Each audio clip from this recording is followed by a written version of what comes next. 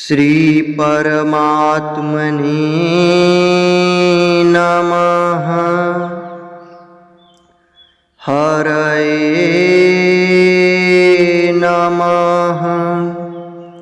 श्री गुरुचरण कमलेभ्यो नमः। श्रीमद्भगवद्गीता अथ तृतीयोऽध्यायः। श्लोक 4। न कर्मणामनारम्भान् नैष्कर्म्यं पुरुषोऽश्नुते न च सन्न्यसनादेव सिद्धिं समधिगच्छति। न कर्मणामनारम्भान् नैष्कर्म्यं पुरुषोऽश्नुते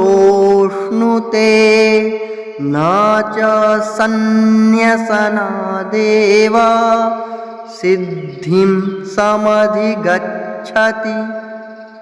अर्थ: मनुष्य न तो कर्मों का आरंभ किए बिना निष्कर्मता को यानी योग निष्ठा को प्राप्त होता है और न कर्मों के केवल त्याग मात्र से सिद्धि यानी सांख्य निष्ठा को ही प्राप्त होता है।